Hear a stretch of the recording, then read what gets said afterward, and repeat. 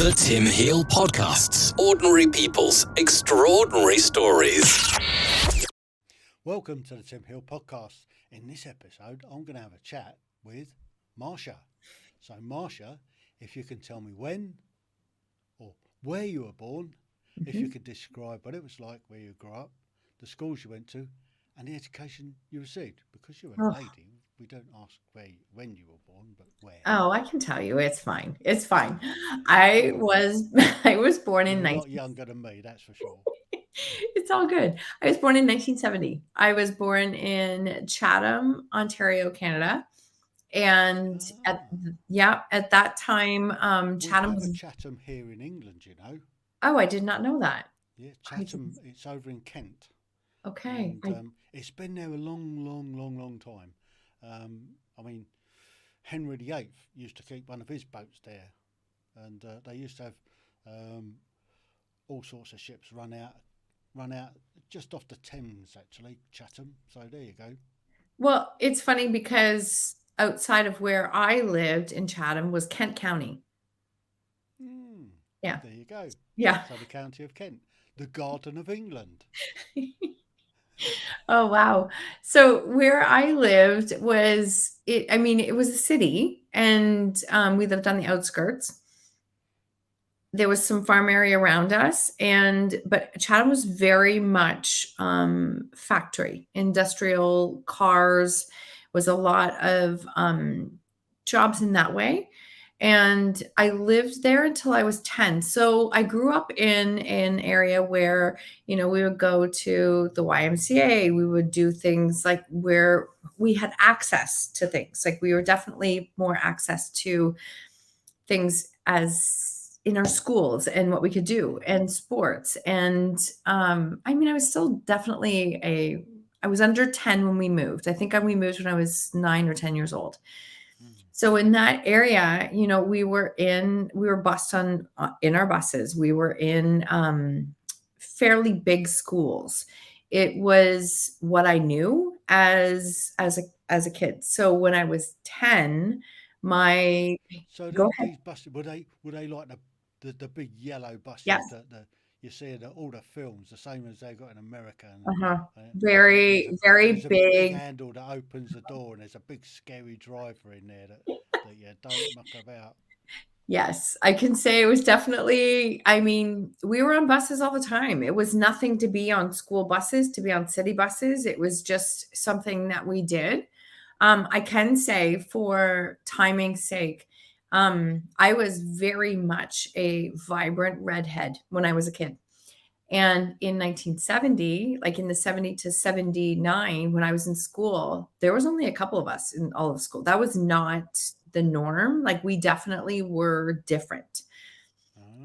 Whereas now it's nothing to see redheads. It's really not, it's not anything, but it was very different then.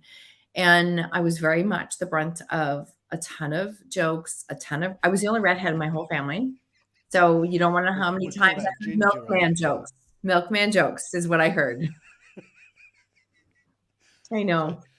So being a redhead, I guess you must have some Scottish heritage somewhere along the line. Yes, I have Scottish. That's a big joke in my family. I definitely have Scottish. I am born in April, so I'm an Aries, if you follow any astrology, which is a ram, which is very true. I'm very much a ram.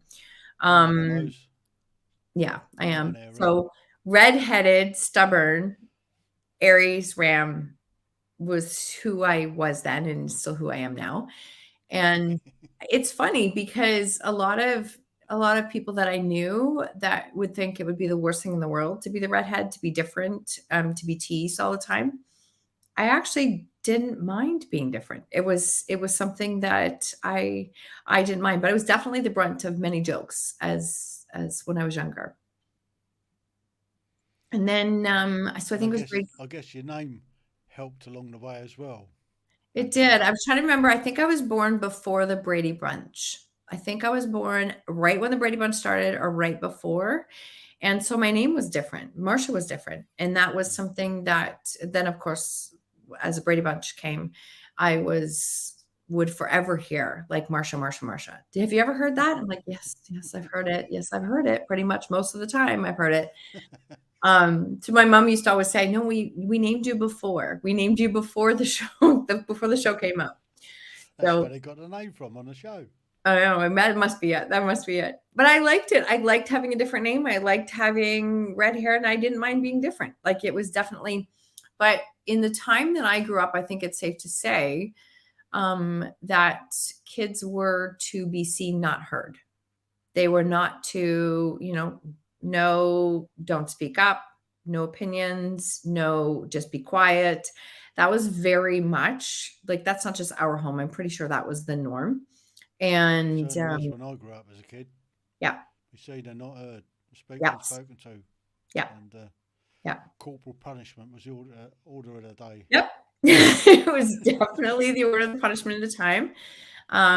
Yeah, 100%. That's what life was like. It's hard to explain to people now, because it's like, oh no, the belt was the norm. That was there. That's what was done. Take it or leave it, but it's just a fact of what it was. So it was fairly strict home, but I grew up in a time, my mom worked full time too, which is not something that was common then. So my mom worked full time, and during that time, if I look back, I can see, and I remember very vividly, she still did probably 100% of all of the home responsibilities, meals, taking care of us. So,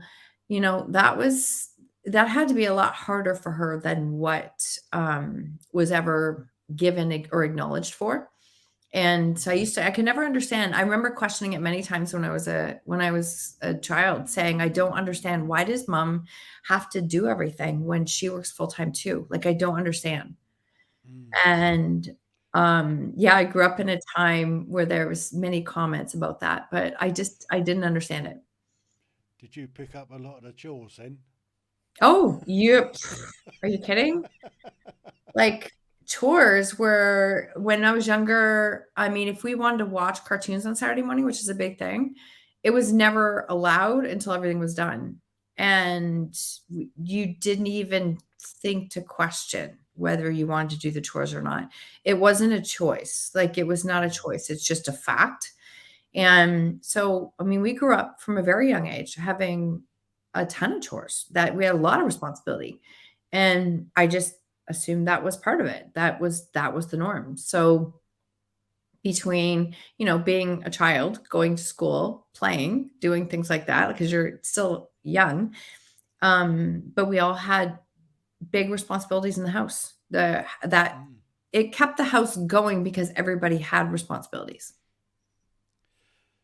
So let's have a look at your school. So what was your was it like kindergarten, elementary?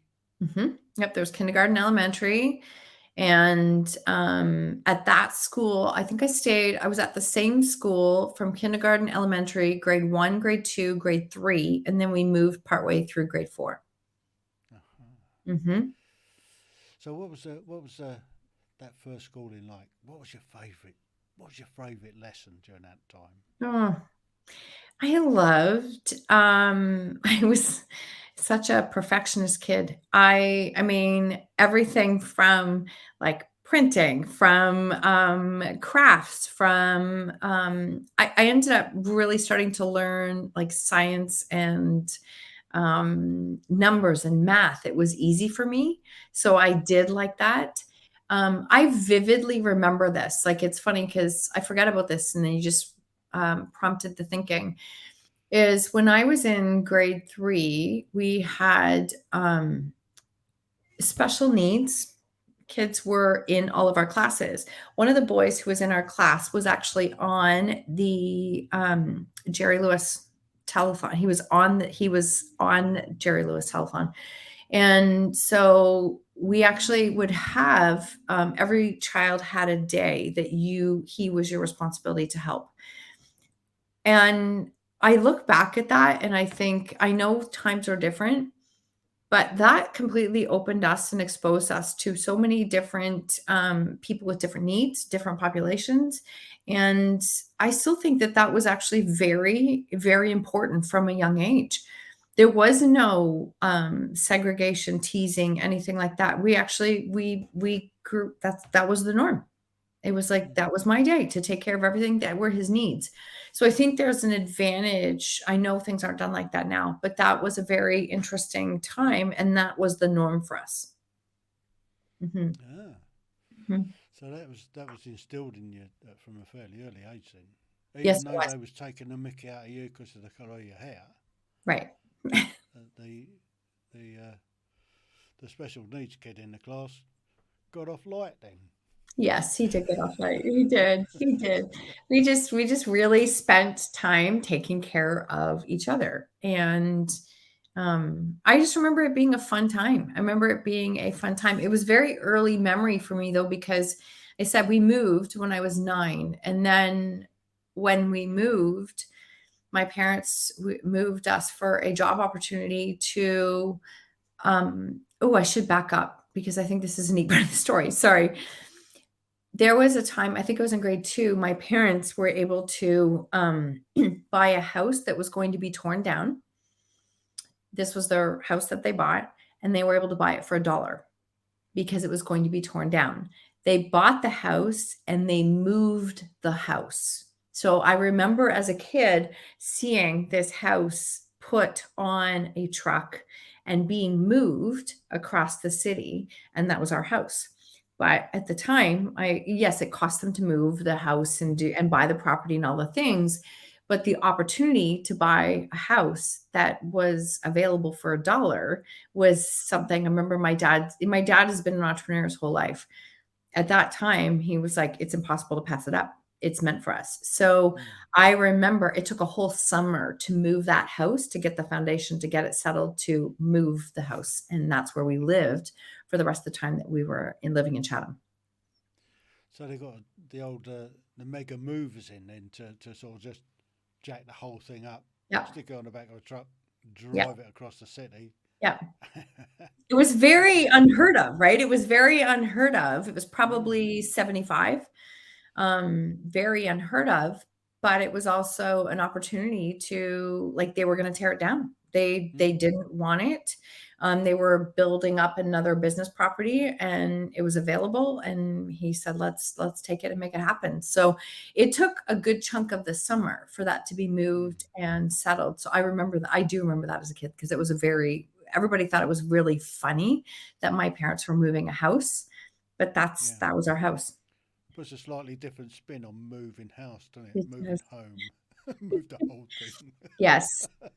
How many Yes. people want that sort of the house that they've grown up in and loved, and then you move in house and you move the house Yep. to the newer location.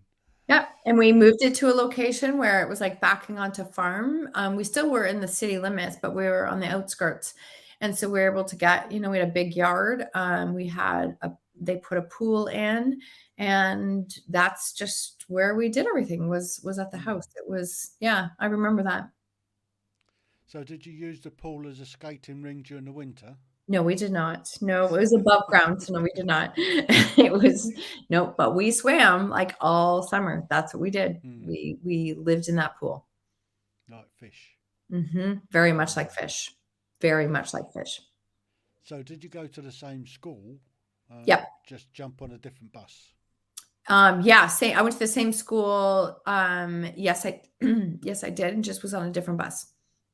So I stayed at that same school.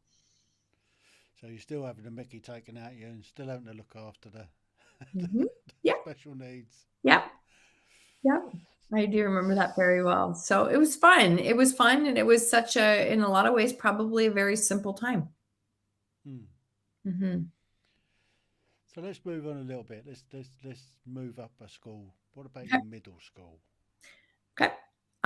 So when I was 10, we moved to an area outside of Tillsonburg, Ontario, Canada, an area called Stratfordville and Tillsonburg. So Tillsonburg has about 12 to 14,000 people. So I went from this big city where I had access to all kinds of things where my friends were. And then we moved to a farm, and we lived on a true farm. And it was such a new experience to live. Now, all of a sudden, it's like we've got a neighbor across the street, and then there's nobody for a long time. And then I went to a school that until the end of grade 8, so from 4 till 8, I went to a school that was in a place called Stratfordville, and it was one school. Like, it was one school where all the grades were, not very big. And that's where I went until I went to high school, when I went to Tillsonburg. So my world changed a lot. I know I didn't love my parents for the change. I know I was a challenging time, because your entire life changes, right? Everything is different. Yeah. Yeah. I guess they didn't move the house for a second time then. It did not move the house for a second time. No, they did not. They did not. No.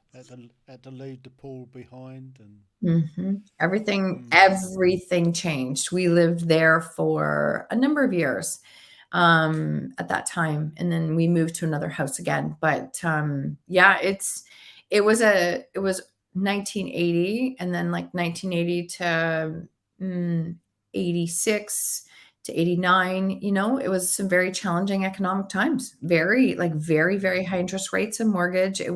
I can see all that now as an adult. When I was a kid, I didn't understand it. So, your middle schooling. What was your favourite class? What one did you get up in the morning and can't wait to get to? Math, science, and gym. Yeah, math, science, and gym. I loved. I was very analytical. I loved the figure out the problem and how the body works, and fitness, movement have always been a big part of my whole life. And I loved our high school. Like, I remember high school, and I mean, yeah, definitely some challenging times, but I loved doing that. And during high school was when I had a teacher who I still remember him. He's since passed, but he introduced me to what kinesiology was. And that was like the study of human movement and the human body. And I became so fascinated with it that it became a big part of my focus. And then I ended up taking that into university. So I was the first person in my family to go to university, and and took an honors Bachelor of Science in Kinesiology. So let's just go back just a little bit to sort of let's move on from the middle school to your high school then. Okay. What one did you stay in bed for that you didn't want to get up and rush to school to do? English. You didn't like English? No. No. No. You know what? English and history, I'm not gonna lie, it was like the way history was taught was just boring to me. I just it didn't spark a lot for me, which is really funny, because my husband and I will watch different documentaries and different things on history now. I actually quite like it to learn, but I didn't care for it. That definitely English and definitely history. Yeah. So what sort of periods in history were they teaching that you didn't really like? What was the system that they were? Was it just sort of reading out of books? Just reading out of books, just very much reading out of books. To me, I am always fascinated by like the stories, the backstories, the actual, like that's the stuff that would have definitely piqued more of my interest. This was just more stats, facts, with no depth. With no depth. And I think that's, for me, is I always about the story. I love hearing and learning the backstories of it. And that would have probably sparked a little bit more interest for me. But again, I was just so analytical that it was easier for me to just logically look at things like math and science. So you mentioned that you're more interested in history nowadays. So what period of history? No, don't. I feel like this is a quiz. Don't even. We've watched all different kinds of like different documentaries. I think we've seen Band of Brothers a couple of times. We've watched a few. My husband has a whole slew of them that he loves, and there are some I sit down and I just love learning backstories of World War II and different times in history. We went to, when we were in Washington a number of years ago, we went to the Auschwitz Museum. Like, I don't think it's called Auschwitz Museum, but maybe it is.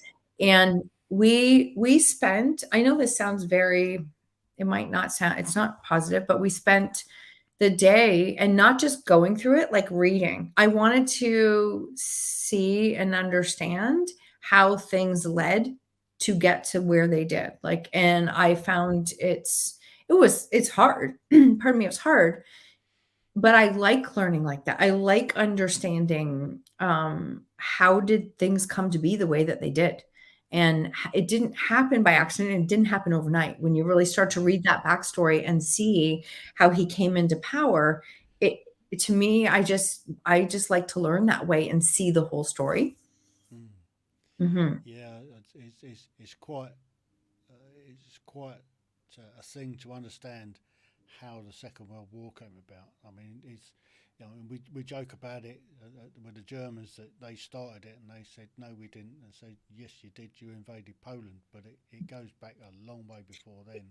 Exactly. And I mean, it goes back to sort of, I guess, just after after the First World War, where Hitler was just a jumped up little corporal in the Austrian army, and how he's thinking, how he got locked up, and then he wrote Mein Kampf, and then pushed his ideology. Germany was on its knees at the time, and he gave them some hope, and yeah, they followed like sheep, unfortunately, and we ended up where we did.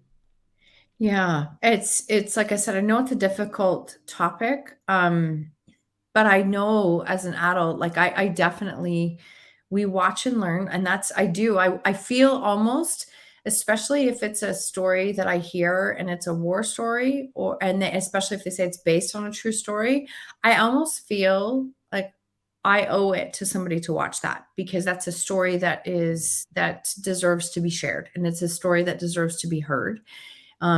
So yeah, it's funny because I do definitely watch more different history documentaries now than I would have ever thought that I would. Mm. Hmm. I mean, the one thing that I find with documentaries are okay, but films, Hmm. um, particularly films made in Hollywood, they tend to put the Hollywood spin on it. Yes, they do. They tend to use far too much poetic license, Hmm. um, and I prefer to watch something like the Sharp series for the Peninsula Wars, where they kind of don't jazz it up too much, and they give you a really good insight into what history was like at that time. Mm. So that's the sort of thing, sort of the realistic side of it, rather than the Hollywood Yes. rose tinted glasses look at stuff. So Yes. yeah. So let's take it back slightly back to high school. Hmm. So, did you do any theatre or music during that time, or was the school not big enough for that? We had a band. There was a small theater part to it. I would say they existed. We also had, I don't think they have it anymore, but we also had, shop, home ec, a lot of things that, I think that some kids would never have been exposed to using a sewing machine. They don't Mm. know how to even thread a button onto something. So we had home ec, cooking basics. I actually quite liked home ec, not because I just liked learning different things. And I've been the cook in my family even since when I was younger. So I'm sure that was probably where that partly came from. So that was home ec and then we had shop, and you took it, even if everybody had to have a requirement. And it was great to learn the basics of like hammer, screwdriver, saw, like just just the basics. We were exposed to all those things, and I don't think it was much long after that was all gone. I don't know when it was gone, but I know it's not available now. It's not something that they do. Yeah, I think they done away with it. Oh, probably Hmm. beginning of the 2000s, maybe Hmm. around about there. I mean, I don't know why they dropped the sort of woodwork, metalwork, cookery sort of Like classes. auto class. I took an auto Yeah, class. Like, think of that basics, like how, I mean, yeah, I'm certainly not the one doing work on my car, but I had mm, some basics. yeah. Well, they Hmm. don't. They seem to have gone away from that with schools nowadays. Whether they can't afford to do it nowadays. I mean, kids nowadays can't even boil a kettle to make a cup of tea. No, they can't. And It's actually scary. It's actually what really what scary. what kids going to be like in the future? I don't know. Where they're not doing these basic skills. Mhm. It Mhm. just beggars belief. Yeah. Anyway, No, let's so we go had back all to of that in our high school. We did have that. We mm, had a whole horticulture class on, like, yeah, learning basic stuff. So I remember those because it was different, right? All of a sudden you're exposed to different things in school, mm, and I liked it. I was the kid in school that got very involved with leadership early.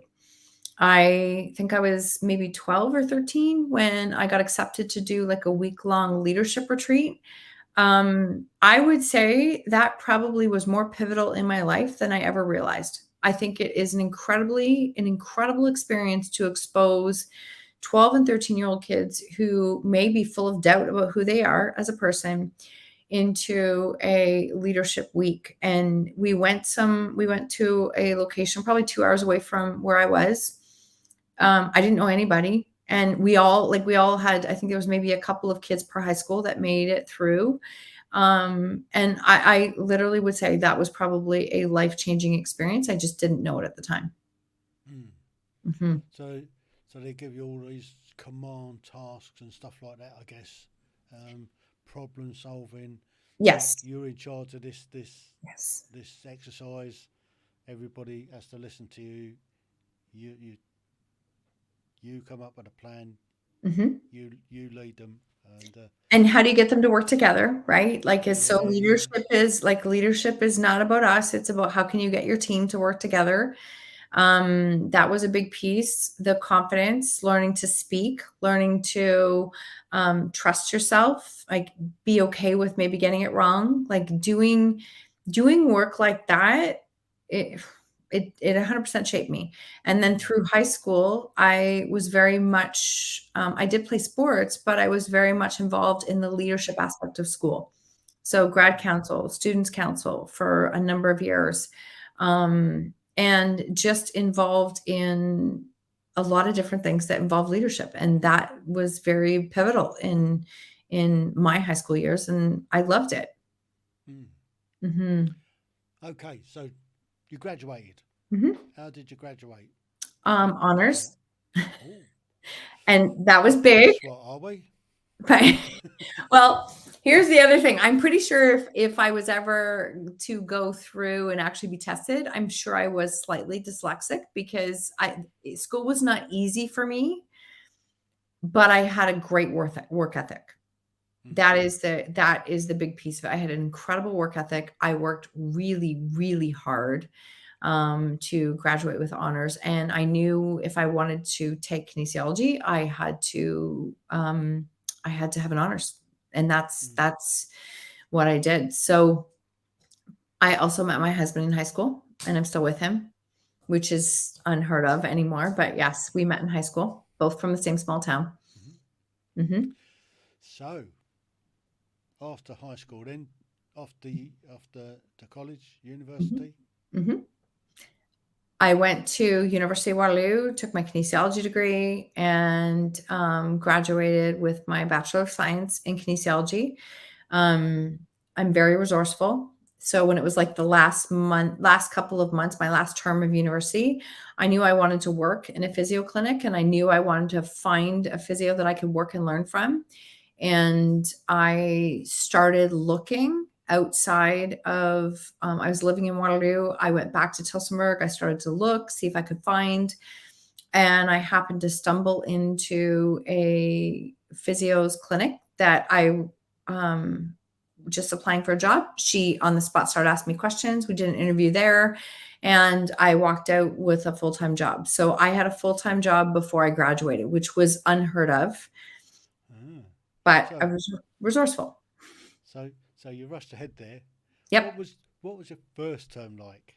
Why did you pick on Waterloo?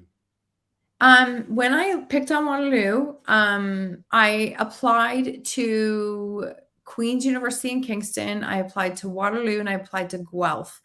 Waterloo at the time was what's that called? They were the pioneer in kinesiology. They were the pioneer. They had a co-op program. In my brain, I wanted to be part of the co-op program. I wanted the experience, and I wanted to go to the school that was the best in kinesiology at that time. That's what I wanted. And so I applied to all three of those. I got all three, and I took my first choice, which was Waterloo. Because I guess that took its name after the battle. Pardon? Waterloo. I guess it took its name after the battle. Mm-hmm. And the battle was fought on the, let's just get it right, the 18th of July, 1815. I'm sorry, I'm not good at this. There you go. And old Nosy beat Boney. Here you go. So the Duke of Wellington gave Napoleon Bonaparte a bit of a bloody nose at Waterloo. And there were a few eagles taken that day, and the British, along with the Bluchers, German brigade, kicked old nose Boney out, and we had a result, and that finished up the Peninsula Wars basically. So that will teach him to leave Elba. It's all good. That's it's all good. Isn't it? It's there.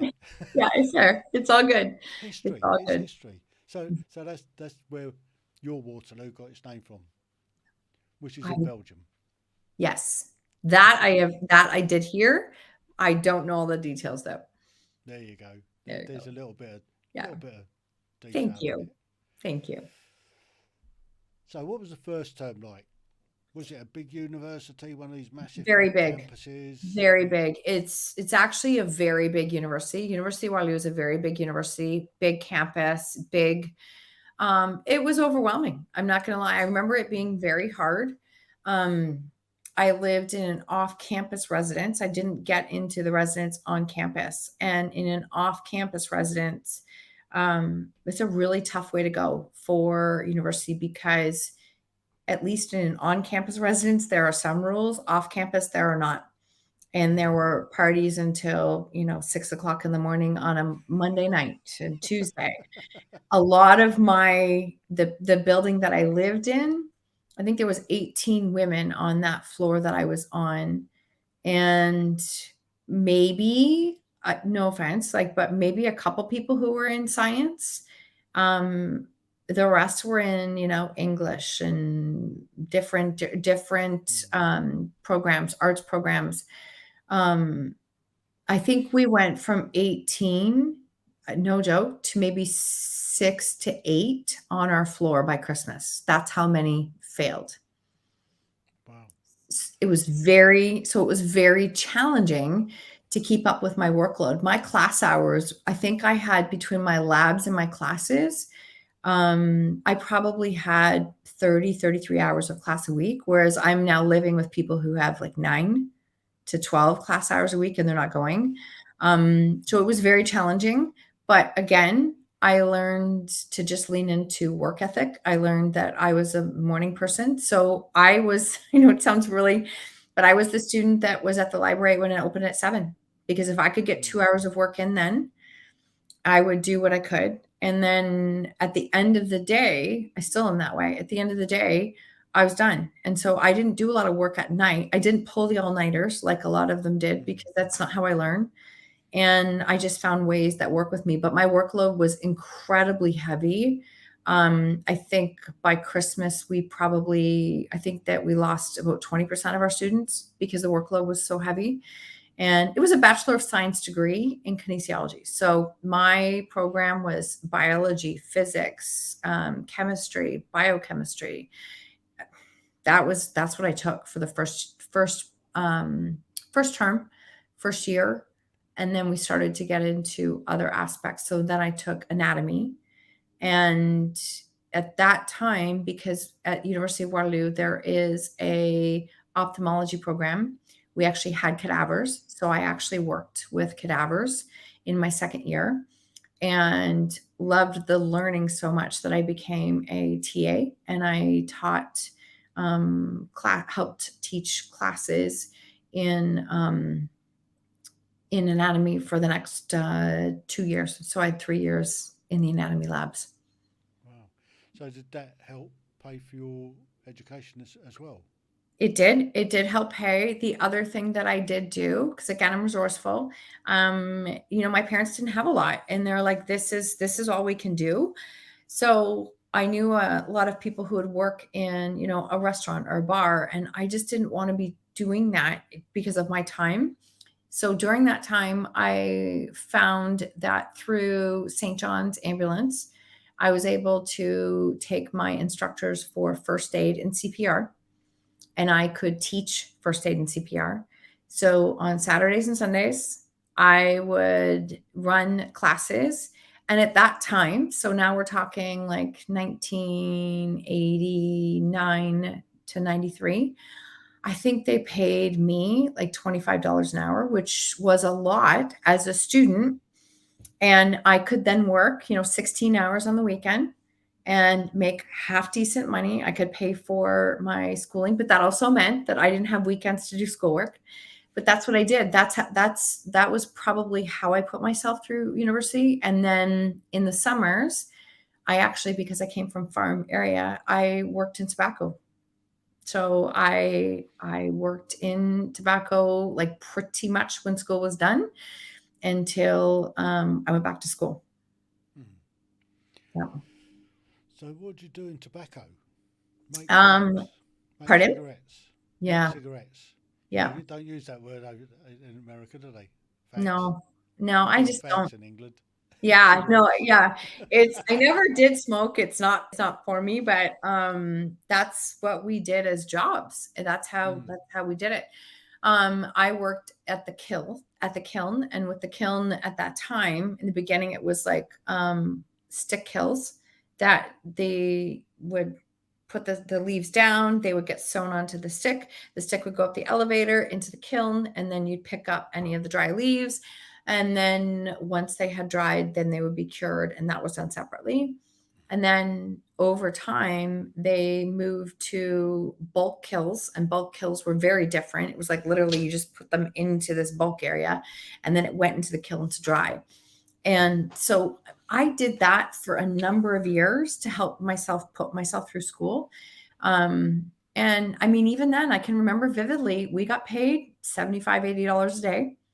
As a student working 7 days a week, that was a lot of money, and that helped to pay for school. So I was able to, for the most part, I realize it's relatively speaking, it's more money now, but for the most part, I was able to graduate fairly debt free because I'd worked myself through school.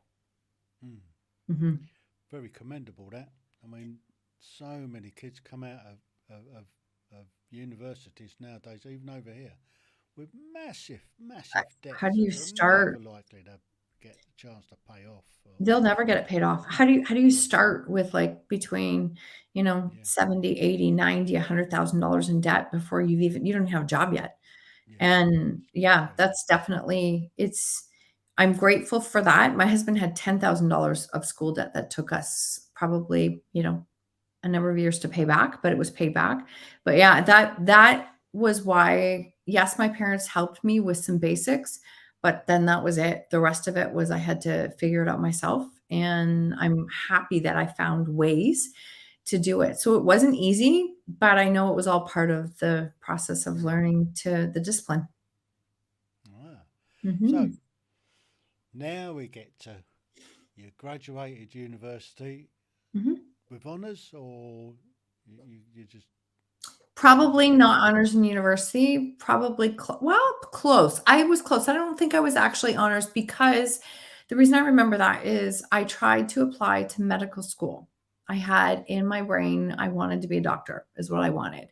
And so I applied to medical school twice, 3 times. I even went back and took some extra credits while I was working to try and increase my marks.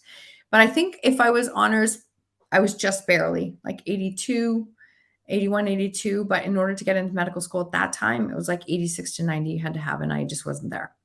mm. Mhm. So you managed to secure a job Mhm. back in your hometown. Mhm. Yes, I did. So is that back living with mum and dad? No, no. There was something about my generation, and I think it's fair to say this, like, when I left at 18, I don't know if I went back. I think I just it if I would have gone back, I went back for 1 summer and I worked full time while I was there because there was no coming home for summer and, like, sleeping in, and that was just not even an option, which is fine, but that was yeah, I don't know how many kids I hear nowadays say, "Well, it's my summer. I need that time for me." And I'm like, Yeah, "Yeah, that's not how it worked." yeah, no. No. Yeah, I think the current generation need a bit of a wake up call. They do. Absolutely, They because do. I mean, just beggars belief what they're expecting, and can't see them getting it somehow. No, we're So, not setting them up for success, but that's another story. mm.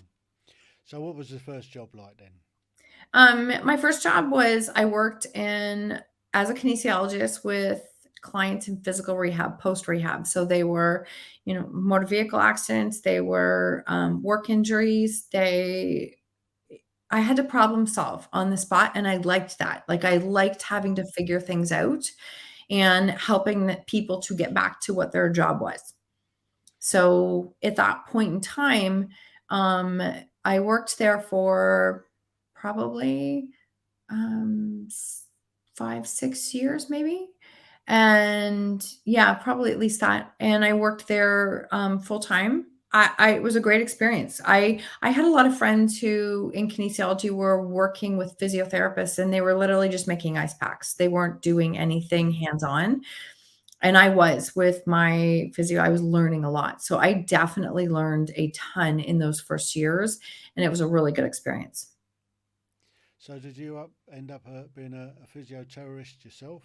No, I did not. No, I did not.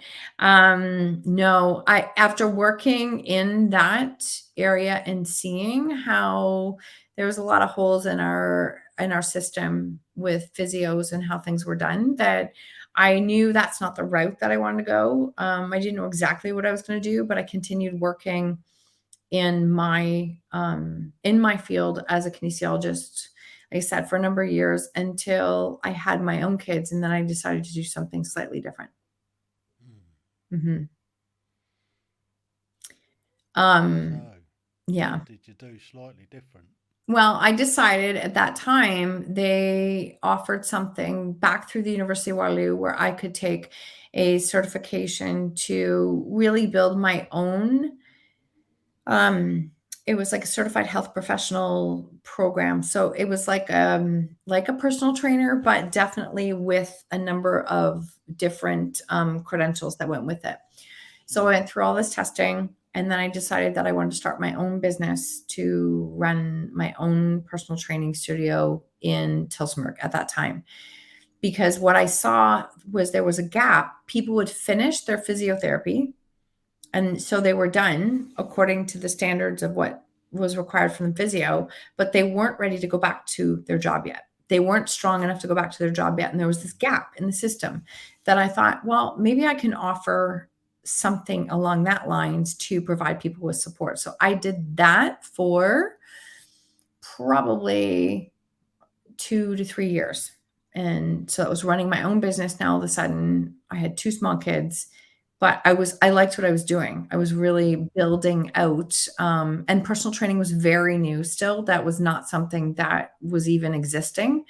So I got to work with a lot of different people, and my focus was much more about physical rehab and helping to rehab through injuries. All right.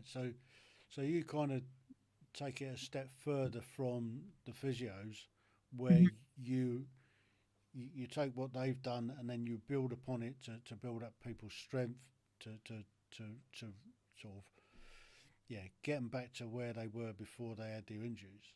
Yes, That's because good. physio requirement was very much say that a person had to do this thing for their job, and then you spend all the time in physio to help them to do this piece of their job, but now they have not been working for 4 months, they're not doing anything else, they're not strong, and so according to standards, they're ready to go back to work, but they weren't ready, and Yeah. so that's where I started to work in that area, and I really liked it. Hmm. Mhm. So we were quite successful then. How did you get funding for it, and how did you get paid? Was it through the health system where they've come out at the end of being Some came therapy? through system, a lot came through personal. People would pay themselves, and they could get reimbursed at sometimes depending on what kind of benefits they had at their own work, or they just paid out of pocket.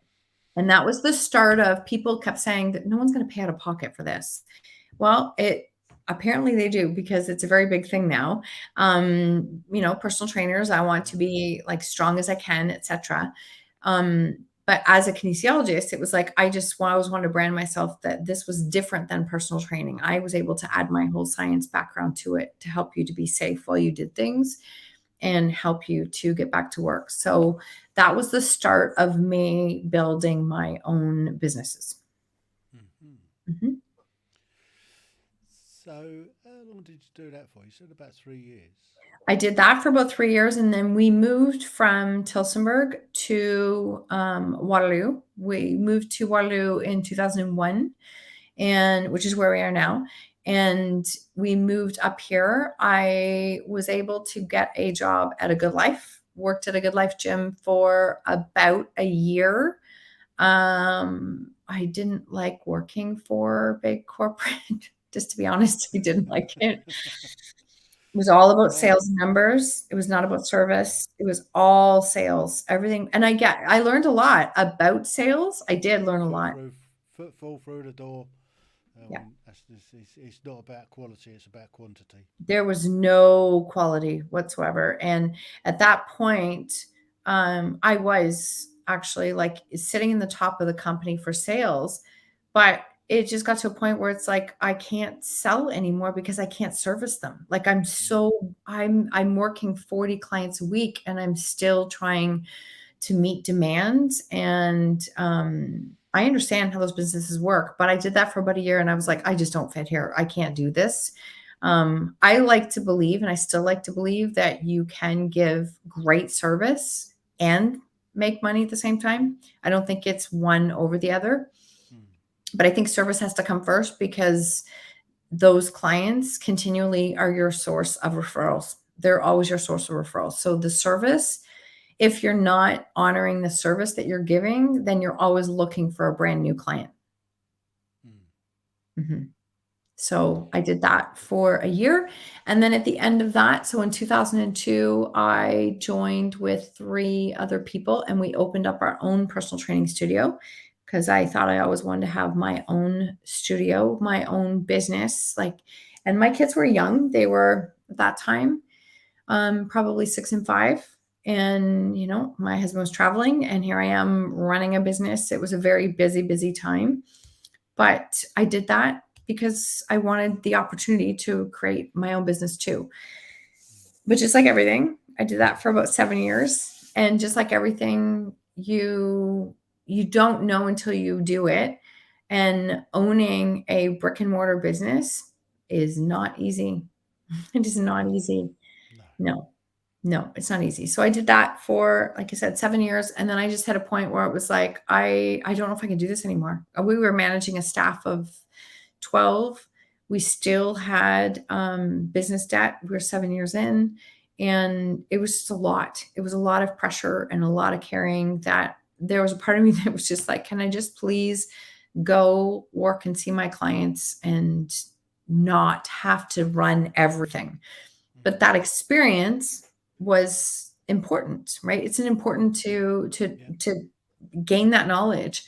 And during that time, when I was getting ready to leave, I was just going to go and work as a contract at a different studio, just work with my clients, not do anything else.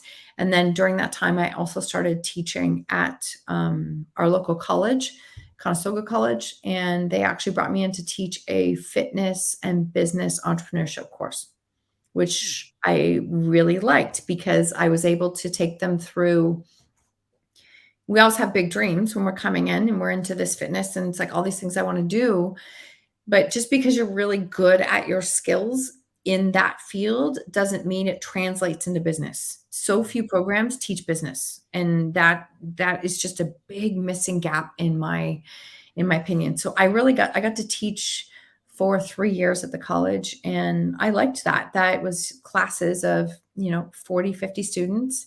It was a lot of work. It was not easy. It was definitely not easy. Um, yeah, well, some interesting experiences there. But it opened up my idea of, I really liked working with large groups, and I was a very interactive teacher, very much interactive, teaching in lab type format, how to, set up your clients for success, how to take them through basic programs, how to tell when they're doing something right and wrong.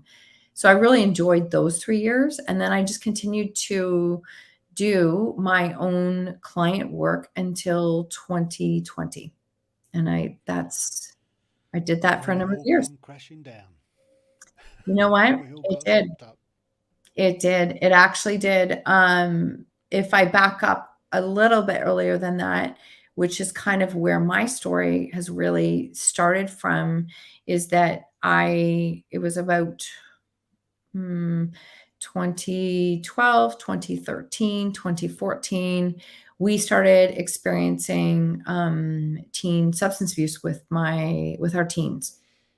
And it just came out of nowhere, was not something that we saw coming, was not something that was an example in our house. It just happened. It came. And we went through a number of very difficult years with our teens, very difficult.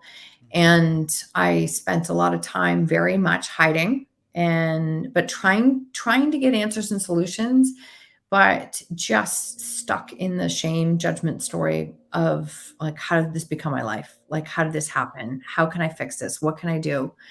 I continued on that path for a number of years until I finally found myself in a number of different Facebook groups, support groups, and recognizing that, oh my gosh, I'm not the only person who's struggling with this. I am not alone. I didn't do something wrong. This is what's happened. And I started to share my story. And as I started to share my story from small stages, it grew into podcasts, into bigger stages, into collaborative books, into my own solo book in 2017. And so here I am, still working full time, but I'm building something in the background. I just didn't know what I was building. I was just trying to find a way to share a story. And over time, probably by about 2018 and 2019, people are reaching out to me to say, but how do I share a difficult story? Like, I don't know how to do that. How do you do that? And that was the moment where I kind of smile and think the universe was giving me the message that was, you're here to teach people how to share stories, like how to do it. So I had already had something started when the pandemic came. And in my field, it literally wiped out a majority of our field. It was gone. And it didn't come back.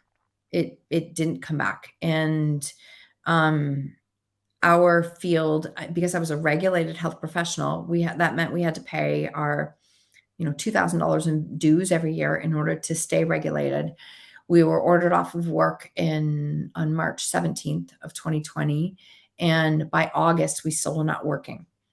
And so that's when our dues were due.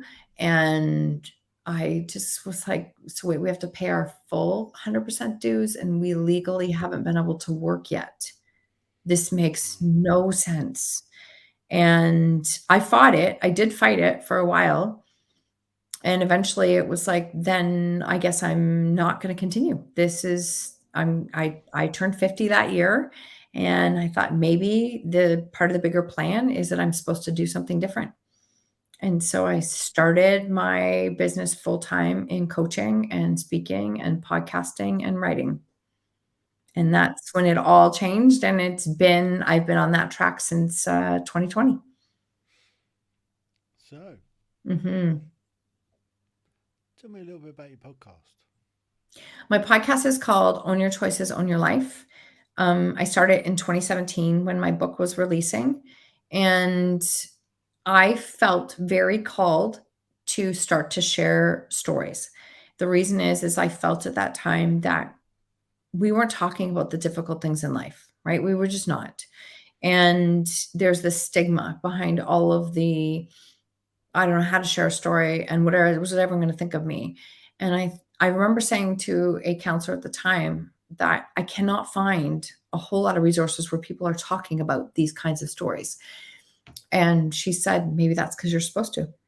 And that just started to open up a thought process for me that maybe I am supposed to. So when I decided to start the podcast, it was, let's see if I can share part of my journey and share stories of people who are open and ready to share their stories and what they're doing with it because of it. And we're into I probably have up to like 450 recorded now. So there's no shortage of stories. Everybody has a story. Everybody does. Absolutely. Right. And I think that's why what you're doing here. Yep. That's why I am so passionate about stories and understanding the backstory. So even to tie it back to the beginning, when you asked me about history, when I can tie it to a story and understand part of the story, I love learning about all of that. I don't want to just memorize facts. I want to understand, how did things get to where they were? How did it happen? What is the backstory that people don't want to talk about? And so I love those pieces of it. So that's my podcast now. And now since 2020, I release 3 episodes a week. 2 are solos, 1's an interview. And I'm continually blown away by the stories that cross my path. They're the stories that, like, you think no one talks about these things. And I think it's so incredibly, incredibly important. Absolutely. Mm-hmm. And I guess that's part of what my podcasts are all about, is getting people's life story and how they've got from where they started to where they are today, and their journey. And I think that's important, particularly for future generations, because the reason I got into this in the first place was I was working with ancestry, and I found my great grandfather, who was a chief stoker in the Royal Navy, who lived just over in Portsmouth. He died Wow. in 1930, and I thought I'd love to hear what his story was like, how he grew up, how he got in the Navy, and etc. etc. I don't have a time machine, so I can't do it. Mm-hmm. And then we got into lockdown. I got to thinking, well, if I don't tell my story, it's going to be lost. Mm-hmm. And it's kind of gone on from there. And this is where I am now, talking I to love people, it. getting their stories. I love it. And I love, like, it's a very unique podcast because this has not been, and I love it because now I'm even, I mean, when I wrote my book, I went back and I looked at a lot of my own stories and my own timeline, but even this conversation helps me to see, like, the leadership skills early in life have paid out. The other things that I did, the challenges that I had, certainly paid here. Like, it all ties together when we actually look back at our stories. We just don't tend to see it. Mm. Mm-hmm. And I think if somebody in the future could look back at our stories and learn from it, because that's what happens with history. You learn from history. Mm-hmm. And there's so many people at the moment out there trying to change history. You can't change it.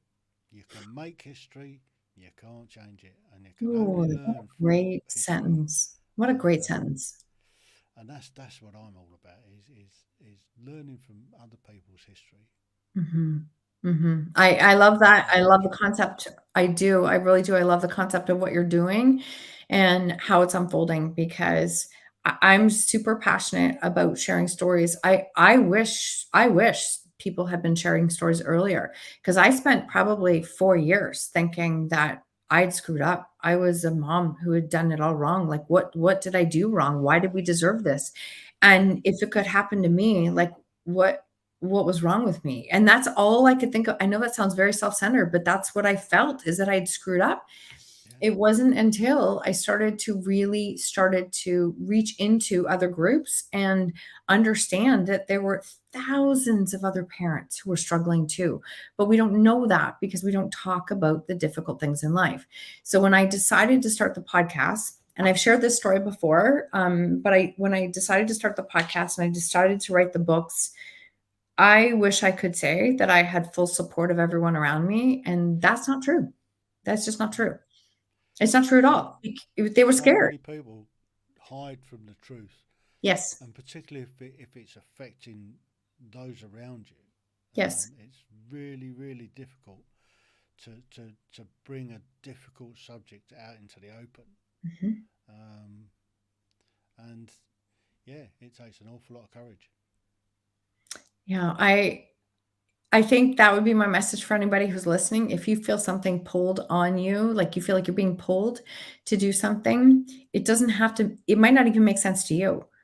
It doesn't have to make sense to anyone else. I knew in my heart that I was doing it for the right reasons. I knew I could do something good with a really difficult situation. That's what kept me going. I was not trying to exploit anyone. I was not trying to exploit my kids, their history, my family. I wasn't trying to. I mean, I come from the generation where it's like we don't share difficult things. We don't talk about difficult things. We don't look weak. We smile. We pretend it's fine. And my answer was, well, that's how we got here, though. It's not working. It's not working. So maybe we could try a different approach. Yeah, Mhm. absolutely. Mhm. Try a different approach. If it's not working, try a different approach. It's okay to try a different approach. And knowing what I know now, I'm so grateful I didn't let the words of everyone else stop me from what I wanted to do, because every single thing that I do now in my life that gives me so much fulfillment and that I love all started from learning how to share a story. Every single thing. Every single thing. So if I'd have listened to all the naysayers and all the people who had opinions, I wouldn't be doing anything that I'm doing now. Mm. And I think of the clients that I've seen come forward and share stories that would blow people's minds. They do it not to glorify their trauma, but to help somebody else. They're turning their pain into their purpose. They're doing good things in the world. I can't imagine if I didn't do it. And at the same time, when you learn how to share your story, you learn how to be in this space, you help yourself heal on a level that you can't plan on. I had no idea that that would help to heal me. And every time somebody would say, that's my story, that's my story, what it did was fuel me that I have to keep going. I have to keep going. And so I'm grateful for all of it, but I just want to share it, that even when you have that download of the idea and that you want to do something, and maybe the impact is a lot bigger than you could have ever imagined, don't let others, that's their fears, it's not yours. Don't let their fears stop you, because you could be on the verge of creating something that is so beautiful that can impact and help so many people. And that's what matters. Absolutely. Mhm. Well, Marsha, I've thoroughly enjoyed this last hour. That has been a real inspiration. Thank you so much for having me, Tim. Honestly, I have enjoyed this walk down memory lane, the walk that I have not thought about in this context for a long time. So I have very much enjoyed it. You're most welcome. The Tim Heale Podcasts. Ordinary people's extraordinary stories.